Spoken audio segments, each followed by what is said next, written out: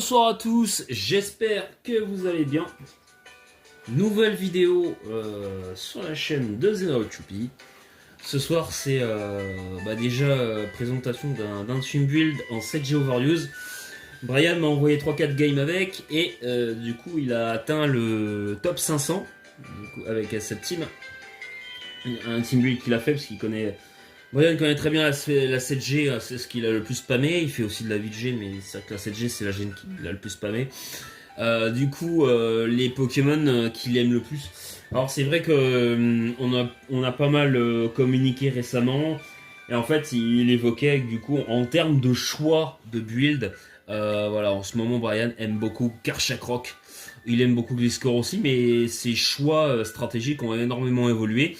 Donc il a remplacé un type sol par un autre type sol, le choix de Karchakrok. Hein.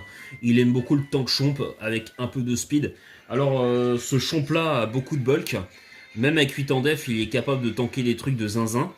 Et ce full speed là permet de dépasser par exemple un méga Medicham. C'est quand même assez stylé. Déflagration c'est très utile pour par exemple des Pokémon comme Noacier, Mega Cisaiox et d'autres Poké que j'ai peut-être oublié, Celesteela par exemple. Ensuite on a le fameux Greninja du coup. Brian jouait beaucoup pendant... il jouait pas mal Greninja mais il jouait beaucoup pendant Weavile qui était vraiment un de ses Pokémon préférés stratégiquement, et ça a pas mal changé. Du coup il est plus maintenant, il a plus remplacé justement par Greninja, et surtout le Protéin il aime beaucoup.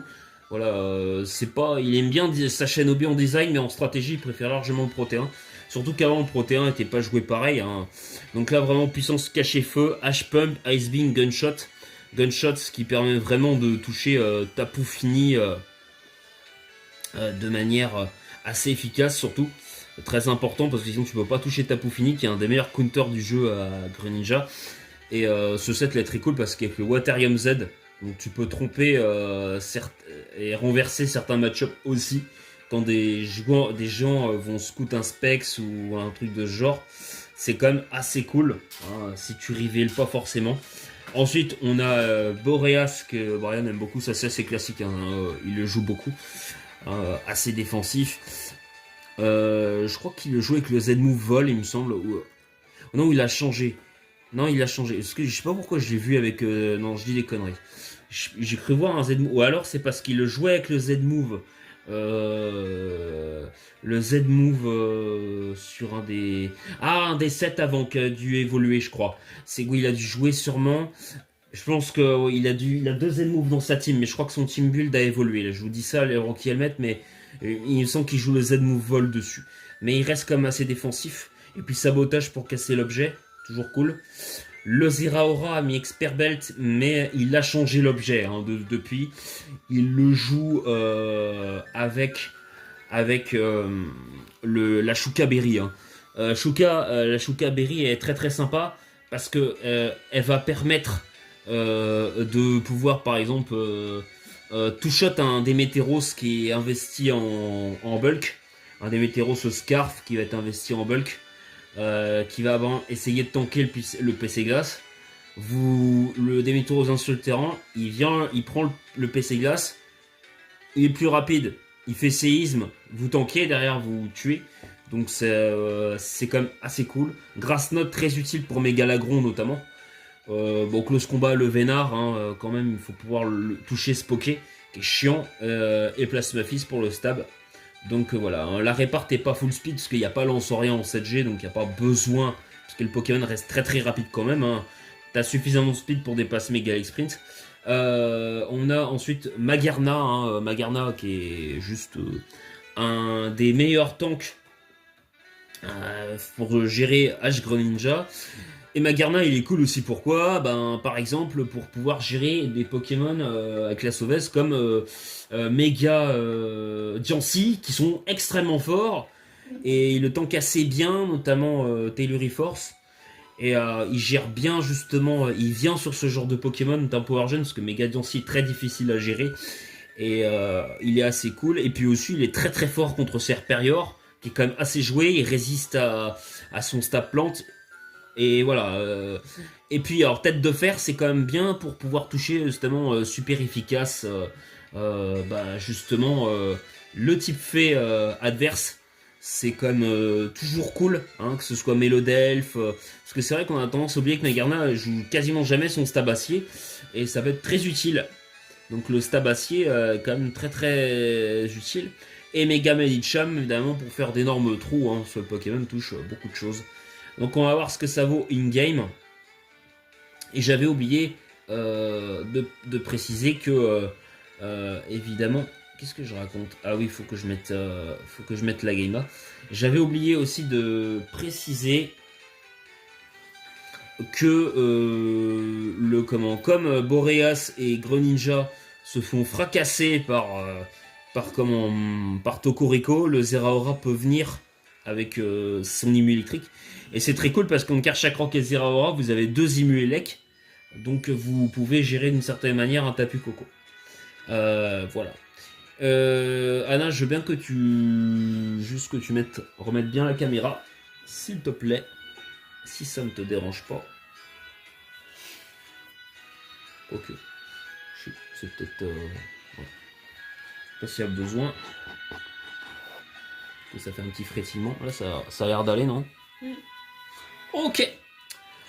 Alors, faut juste que je mette le son en slow et la musique en muted. Et j'ai peut-être baissé un peu le son du téléphone aussi. Un petit peu fort. Donc, on est reparti. Voilà, là, c'est bien comme ça. Alors en face, pourquoi cette game là? Vous jouez contre Brian joue contre une Son. Je voulais vous montrer cette game. Enfin, Brian m'a envoyé cette game parce qu'il y a quelque chose de particulier qui va se passer. Déjà, t'as pas un mauvais match-up du côté de Brian, parce que comme Tank Chomp est quand même pas mal contre Sun. Et Boreas aussi. Mais d'un autre côté, voilà, la Sun a aussi du répondant. Donc on va voir sur quoi ça valide. Donc ça décide de lead sur Garchomp. Et ça va sur Mega Diancie. Donc là, bah, ce qui est cool, c'est que du coup, dans la logique, tu peux venir directement ramener ton Magarna. Donc ça switch direct sur Magarna. Ça va méga évoluer le Mega Diancie. Le Moonblast qui part. Alors par contre, voilà, voilà ce que je voulais dire justement pour le tête de fer. C'est très peu joué sur Magarna. Souvent l'oppo va pas s'attendre à un Stabassier Magarna, parce que c'est quasiment jamais joué du coup. Et du coup c'est quand même cool tête de fer, permettre déjà de flinch, et puis surtout d'être super efficace. Parce que c'est vrai que quand tu te dis pas avec Megadancy, attention faut que je fie face à Magarna, parce que son Stabassier, comme t'as plein de trucs que tu veux préférer, tu vas pas penser à tête de fer, donc tu vas pas te méfier, tu vas garder le Mega Diancie sur le terrain. L'avantage que Diancie évolué, peut-être qu'il a peut-être fait évoluer trop vite, c'est que du coup maintenant il a beaucoup moins de bulk, donc le Diancie il va beaucoup moins bien tanker les attaques physiques, Mega Diancie, alors que Diancie de base il a un bien meilleur bulk. Il aura peut-être mieux fait de pas méga évoluer tout de suite, notamment ça face à Karchakroc. Il aura. Après, c'est vrai que Mega Diancie de base, est-ce que Mega Diancie dépasse Karchakroc? J'ai un doute. Il a combien de speed Mega Diancie? Il a 110, non? 100? 100 je crois, je sais pas. Ou alors c'est parce qu'il s'est peut-être dit que c'était un tank chonk qui dépassait pas Mega Diancie. Peut-être pour ça qu'il a méga évolué. En soi, est-ce que Moonblast, parce que bon, tank chomp, on est d'accord qu'il tue jamais Diancie de base avec un séisme. Dans le sens où je crois que Diancie est quand même plus lent, enfin Mega Diancie est plus lent que Garchomp, full speed, parce que là il est full speed mais il n'est pas censé le savoir. Je pense que tu auras mieux fait tour 1 de pas méga évoluer et de taper le Moonblast, qui aurait je pense tuer quand même Karchakroc parce que c'est super efficace. Le Volt Switch qui tue pas, du coup parce qu'il a quand même une bonne SPDF. Là par contre évidemment le problème c'est qu'on va méga évoluer, donc faire le bluff. Là on va faire le bluff. Mais par contre, voilà, là, le Moonblast qui va malheureusement partir. Voilà, et là, ça tue Mega Medicham. Donc c'est un peu chiant, on perd un gros wall breaker. Là, ça va mettre le Magarna. Du coup, ça, voilà, vous voyez le joueur qui se méfie pas, ça décide de mettre les pièges de roc. Le joueur se méfie pas. Et hop, tête de fer, qui one-shot le Diancie. Donc voilà, vous voyez, le pôle ne se méfie absolument pas. Ensuite, on met le Victini. Bon, là, ce qui est plutôt bien, c'est qu'avec le Tank Chomp, enfin, le Tank Chomp, le Karchak Rock, pas vraiment un Tank Chomp, et enfin, plus ou moins une sorte de Tank Chomp remixé. Hein, le Karchak Rock, il va venir sur Victini. Bon, et vous voyez que ce qui est incroyable, hein, c'est que Karchak Rock, malgré que ce Pokémon, cette réparte-là n'est absolument pas d'accord, hein, il n'est pas full défense, il est même pas investi en défense. Alors, ça a beau être résisté, hein, je m'en fous que ce soit résisté. C'est un putain stab feu de Victini, c'est coup victoire, ça tape à 150. Et le Karchak Rock, il est full HP, full speed, il a que 8 en def. Et le Poké, il prend seulement 55% son V-Create de Victini. Non, mais le Karchak Rock, il a quand même un bulk exceptionnel, hein, ce Pokémon. Hein. Voilà. Et là, du coup, il est plus rapide, donc il peut menacer avec séisme. Mais là, je pense quoi, là, il met ses pièges de rock. Il est intelligent. Par contre, il a pas les restes, hein, je crois pas. Du coup, le Heavy Slam va tuer. Non, il a le Rocky Helmet, le Garchomp. Hein. Ok. Là, on a le Celestila, donc qui booste l'attaque spéciale. On a le Zeraora qui vient. Là, c'est vrai que potentiellement, tu pourrais ramener le Florizard qui viendrait tanker tous les jours. Mais t'as pas non plus beaucoup de switch chez nos Zeraora, hein, du coup. Je pense pour moi, là, tu ramènes le Florizard. Après, t'as pas envie d'affaiblir ton Florizard non plus. Donc, le Plasmafis qui fait le kill sur le Celestila. Là, du coup, tu ramènes ton Charter. Tu te dis, bah, de toute façon, le Zeraora va cliquer vol switch et se barrer. Parce que là, pour le pot, bah, là, tu gagnes comment en fait? Greninja, ses stab haut vont pas faire très mal parce que t'as la Sun. Donc là, tu touches pas le Torkoal. Il n'y a rien qui touche, hein, même Boreas. Là, le Torkoal, pour l'adversaire, il est tranquille. Tu vois, je pense qu'il pense déjà qu'il a sûrement gagné la game. Parce qu'en soi, même Florizard, même venir sur Florizard, c'est comme très compliqué avec Sludge Bomb. Tu vas pas aimer, t'es plus rapide, tu tues tout quoi. Pour lui, là, techniquement, t'as quoi? T'as puissance cachée feu, Telluriforce, Sludge Bomb, croissance, ou alors t'as Giga Sensu, Telluriforce. Enfin, en gros, tu tues tout là normalement avec le Florizard. Après une croissance, tu tues tout. Donc là, je pense que ouais. Non, ça fait le Plasma Fist. Et là, vous allez voir, il va se passer un truc. Il va se passer un truc. Voilà. Le Pokémon va faire le tour rapide. Et comme tour rapide est de type normal, vous allez... le Volt Absorb va s'activer. Parce que Plasma Fist est une attaque de son. Et absorbe les attaques de type normal sont absorbées du coup. Comme Boom Burst, qui est une attaque de son. Pour tour rapide ne l'est pas, mais certaines attaques de type normal le sont, comme Boom Burst aussi. Si un Salarsen, par exemple, ou un Ivern va faire Boom Burst sur le Zeraora fait Plasma Fist avant, et du coup, Volt Absorb va s'activer. Donc voilà, c'est quand même assez cool. Du coup, ça va permettre de replacer un Plasma Fist, je crois. Hop, voilà, donc il tank largement. Vous voyez, il prend 0. Ça va faire le lance-flamme, parce que d'ailleurs il tombe plutôt pas mal, le Zeraora lance-flamme, hein, sous la Sun, et du coup il va faire le kill. Donc le Pokémon a fait le boulot, il empêche le tour rapide, et en plus il fait 2 kills, donc c'est quand même assez cool. Donc là par contre ça va ramener le Florizard. Là je pense que tu vas vouloir te barrer, et tu ramènes le Magarna. Là par contre c'est très mal joué de la part de l'oppo, sachant qu'il y a un Magarna. Pour moi, là, tu dois faire un Telluriforce.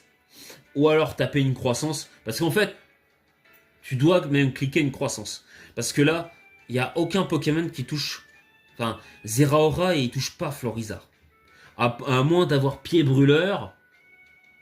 Mais bon, point de feu, mais bon, c'est pas joué sur Zeraora. Hein. Il touche pas Florizard.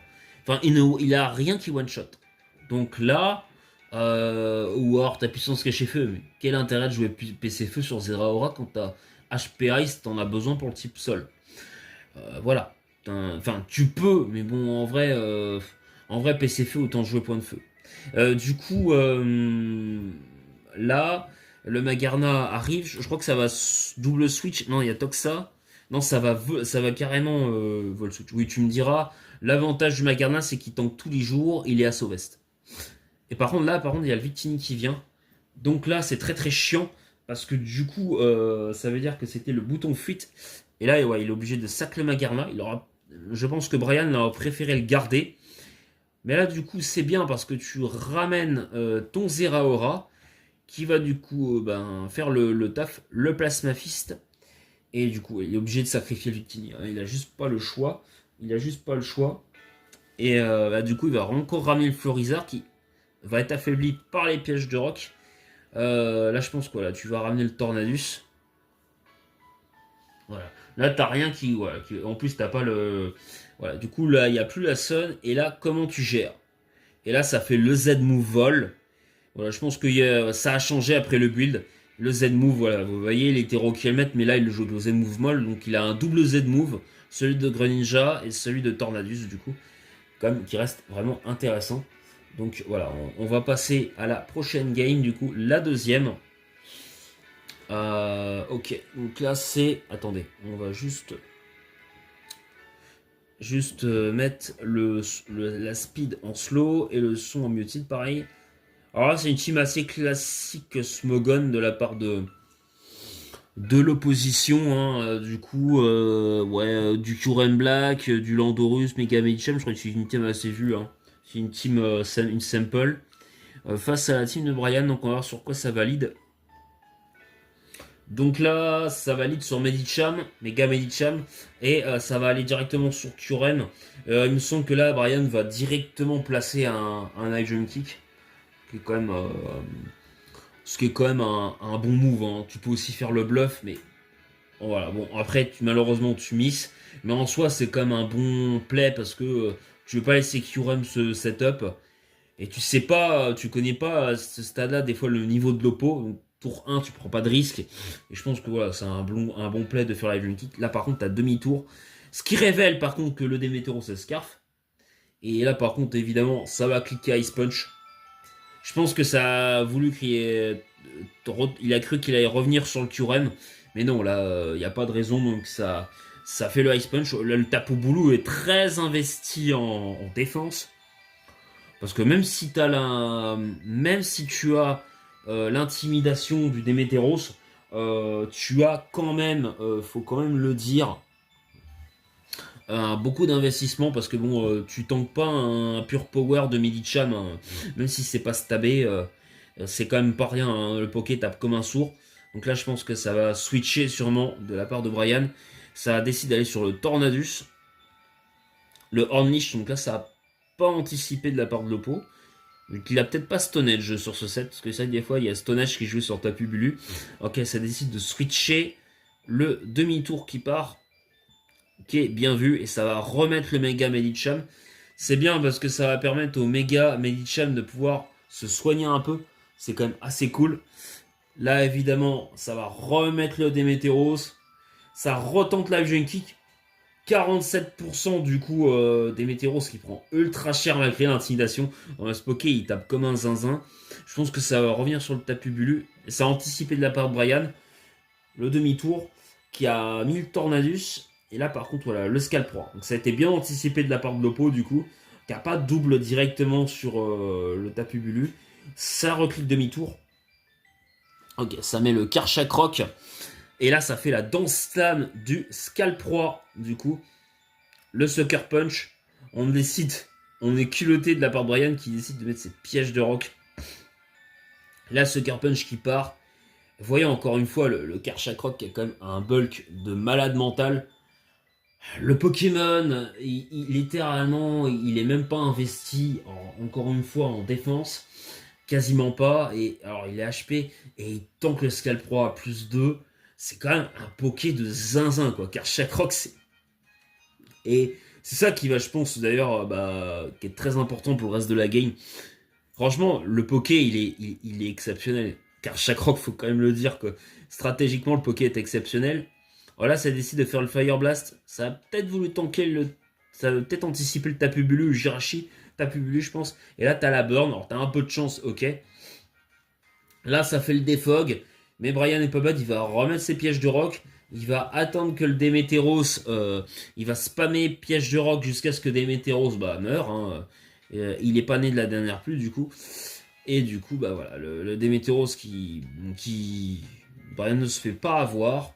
Et là, ça va remettre Megamedichan. Enfin, ça va mettre Megamedichan du côté de l'Oppo. Mega évolué, je pense que du coup, voilà, le séisme qui part.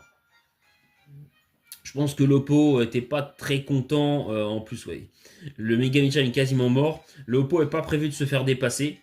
Et il a pas supporté, il a du coup forfait. Donc voilà, bah, on va du coup passer directement à la troisième. Vous voyez que le Karchakrop est comme extrêmement fort. Alors par contre, on va mettre la speed en slow. Hop, le son en muted. Et on va bien caler voilà, la game comme ça. Là en face, on est parti pour une team assez chiante, je trouve. Enfin, le Serperior, le Vénard qui sont vraiment des Pokémon chiants en stratégie, quoi. Faut quand même se le dire. Voilà. Faut quand même bien se le dire, donc on va voir ce que ça va donner. Le lead. Alors, ça va lead sur quoi? Ça va lead sur Greninja de la part de Brian et ça lead sur Karchakrok de l'autre part. Donc là, je pense qu'évidemment, le match-up en la faveur de, par contre, je pense de Brian, il y a quand même plus de réponses, plus de répondants du côté de Brian. Parce que Mega Medichan, il détruit quasiment toute la team adverse. À part peut-être Hermure, et encore Hermure va pas aimer la June Kick. Le Magarna est extrêmement fort contre la team de Lopo, mais Lopo est pas censé savoir qu'il a tête de fer. Il y a Greninja qui fait très très mal à la team adverse, donc c'est très compliqué. Là, Ezreal qui a quand même pas mal de speed pour finir en fin de game. Donc, Lopo va quand même devoir bien réfléchir. Je pense que du coup, là, le play, c'est de mettre sûrement le Fori, enfin le Vénard. Et non, ça fait le colère. Et bah oui, du coup, le Greninja qui meurt, puisque le Karchakrok révèle qu'il est Scarf. Mais le problème, quand tu joues colère, c'est que tu peux te retrouver bloqué. Et là, bah, tu ramènes ton Magarna, et si tu te retrouves bloqué, eh ben, tu te trouves bloqué sur colère, tu peux pas switcher, tu es confus, et derrière, tu prends un canon floral et tu meurs. Donc au final, tu élimines le Greninja, mais d'un autre côté, tu perds ton Karchakrok, qui aurait pu être très important pour pouvoir gérer notamment le Zeraora, pour gérer aussi peut-être le Boreas, et aussi Magarna pour un séisme quand même, donc voilà. Donc voilà. Ne jouez pas colère sur Karchakrok, c'est pas que c'est nul, mais bah, ça vous bloque. Peut-être que ne pas jouer dans ces cas Stade Dragon est peut-être mieux quand il n'y a pas mieux. Enfin, il n'y a peut-être pas besoin Karchakrok peut-être de jouer son Stade Dragon. En OU7G, je suis pas sûr que. Je dis peut-être des bêtises, je suis pas sûr que ce soit forcément très utile. Du coup, là, ça va ramener le Majespic. Attends. Ça va ramener le Majespic, ça fait le glaire. C'est chiant. Là, on est paralysé. Et là, ça va être casse. Bon, c'est reparti pour ça. Franchement, mais j'ai envie de vous dire, il faut vraiment aller se faire foutre pour jouer ce genre de stratégie. Même si c'est légal, même si c'est viable, vous avez rien d'autre à foutre de vos vies que de jouer un putain de Majaspic, quoi. C'est chiant. En fait, c'est juste chiant. Alors là, par contre, ça décide de play parce que ça fait le demi-tour avec Boreas. Et là, vous voyez le glaire qui part et l'immunité au type électrique, le Volt Absorb qui est très utile. Après, comme tu es type électrique, de toute façon, tu te fais pas paralyser. Mais c'est quand même cool d'avoir cette immu électrique. Donc, du coup, là, je pense que ça va double. Hein. Le Zeraora, bah, je pense que Brian va switcher. Par contre, voilà, ça décide d'aller sur Tornadus. Ça fait le toxique. C'est bien vu de la part de Lopo. Je pense que il s'est dit que Zeraora pouvait pas le toucher, donc il a fait toxique qu'il resterait. Il a sûrement anticipé un sabotage. Donc là, par contre, ça va switcher. Et le Z-Move qui part. Voilà, donc qui fait 0. Bon, bah, c'est un peu dommage. Par contre, voilà, du coup, ce qui est bien, c'est qu'éventuellement, là, le petit sabotage. Donc là, le Vénard, bah, une fois qu'il est saboté, il tank beaucoup moins bien. Le cage éclair. Alors par contre, sa cage éclair, c'est très mal joué. Sachant qu'il y a un Zeraora et un Karchakrok. C'est pas très bien vu la part de Lopo quand t'as 10 000 de faire cage éclair. En plus que le Boreas est toxique et peut pas se faire para. c'est pas bien vu. Et il me semble que le Magarna, en plus, il est paralysé. Donc voilà, il n'y a que Mega Medicham, mais... alors peut-être qu'il a anticipé, il a peut-être anticipé dans ces cas-là le play sur Medicham. Mais bon, voilà, je pense que c'est pour ça. C'est peut-être pas un mauvais play, mais ouais, je suis pas sûr qu'il aurait peut-être été mieux de mettre ses pièges de rock directement, plutôt que au cas où. Après, c'est vrai que le problème, c'est que bon, à part peut-être Léviator, t'as vraiment pas grand-chose qui vient sur Medicham. Donc c'est vrai que je peux vraiment comprendre. Là, du coup, on a Karchek Rock qui peut tranquillement mettre ses rocks. Du coup, là, je pense que là, le sub qui part. Évidemment, le déflagration qui miss. C'est chiant sous le sub. Et voilà. Et on est reparti pour des clonages, Lixid, Glare qui va être chiant. Le Leaf Storm en plus. Bon, vraiment, ce Poké est chiant. Majaspic, je le supporte pas ce Poké. Faut avoir pour moi aucune race pour ce genre de Pokémon. Je suis quand même obligé de le dire. Ça va mettre le Magerna, du coup, hein, et qui va prendre 20%. Donc là, Magerna, normalement, il tank tous les jours. Hein, enfin, là, il peut pas faire grand-chose. Le sub qui part, sauf évidemment, si tu te fais... Non, tu te fais pas para, heureusement. Là, l'objectif de Brian, ça va être de faire en sorte que le Magerna...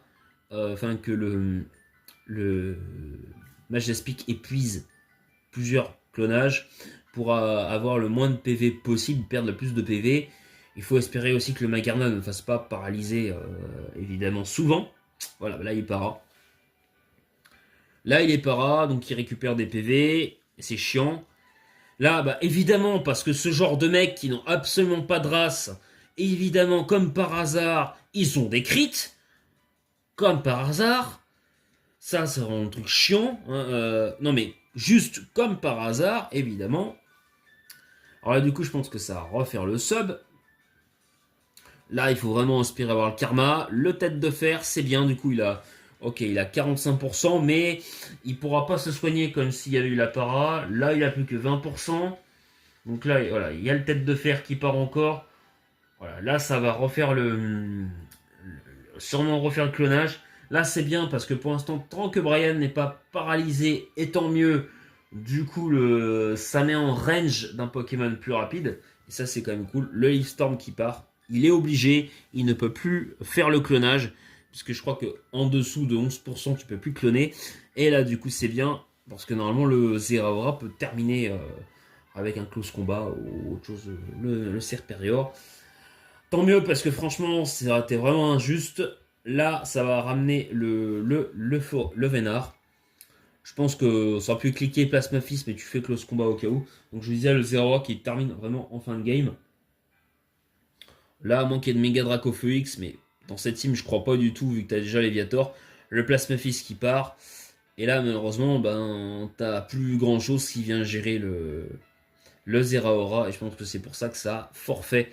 Parce que c'était Mega Draco Feu Y qui prenait 50% sur les pièges de rock. Et Hermure aurait rien pu faire non plus. Donc voilà, on va montrer la dernière game du coup de la team qui était. Alors cette game là est vraiment sympa parce que particulièrement parce que si vous voulez l'oppo joue vraiment bien. Vous allez voir ce qui va vraiment se passer. Non par contre je vais mettre en slow. Cette game est très très rapide, vous allez voir. Sympa mais cette game est rapide. Ok.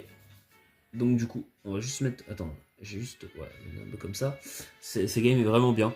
Donc, bon, t'as l'impression que c'est exactement le genre de team. Ah non, sauf que là, il y a un Oassier, un Itran. Donc on va voir le lead du coup. Je pense que ça va encore lead sur Karchak Rock. Ah non, ça lead directement Magarna. Ok, c'est parce que ça avait anticipé le lead piège de rock Diancie. Là, ça décide de faire clonage Diancie. Le tête de fer, c'était peut-être pour voir ce qu'allait proposer l'oppo. Ok, ça met les pièges de rock. Ok, donc c'était pas un méga Diancie. Ou alors le mec n'avait rien à foutre de laisser mourir du coup son Diancie. Alors, est-ce que Diancie était réellement important contre la team adverse? En soi, c'est vrai que le Diancie, il n'avait pas un match-up de fou. Je pourrais comprendre que potentiellement tu le fasses peut-être sac. Il n'y a pas de résistance, enfin... ouais, je comprends en vrai. Après, peut-être Carchon, quoi, quand t'es méga Diancie, t'as cliqué un Moonblast. C'est vrai que Magarna vient bien sur Diancie, j'aime bien. Parce que, bon, ouais, peut-être Diancie, ouais, on voit pas un match-up de fou. Bon, là, t'as Itran. Là, Itran est quand même menaçant. Alors là, je vous avoue que sur le play d'avant, là, le play là, alors, le play là, quand il y a le, juste après, il y a eu le tête de fer, là. Ah, attendez, c'est là. Ah, voilà, il y a le tête de fer. Parce que je vais remontrer le play. Là, à ce moment-là, quand il y a eu le boosson attaque spéciale, j'ai vraiment cru parce que quand je connaissais pas à ce moment la team de Brian en légende, parce que j'ai vu le match, je pensais vraiment que le Magarna allait taper un Focus Blast en légende. Ça aurait été tellement stylé, mais non, il a pas Focus Blast sur ce set. Donc là, Karshak Rock du coup qui vient dessus, qui aurait tanké assez tranquillement de Magma Storm. Le Hitran aurait été obligé de switcher. Du coup, ça met tranquillement les pièges de Rock. T'as un Lopo qui joue très très bien, qui fait le toxique, qui a anticipé le play de Brian. Donc vraiment, là, Lopo qui fait quand même des choses propres. Il a fait clonage tourin pour voir ce que le Magarna allait faire. Finalement, il a décidé de laisser son Magarna mourir. Enfin, son Diancie mourir, qui n'était pas une mauvaise idée. Là, on décide de play. Ok, sur Tornadus. Qu'est-ce qu'il attend? Je pense qu'il a peut-être anticipé le séisme, pour ça qu'il met Boreas. Le play est correct. Mais du coup, Brian a comment avait anticipé le demi-tour qui part. Là, je pense que ça fait strictement, ça va aller sur le Hitran. Non, ça va sur le Ferrotorn.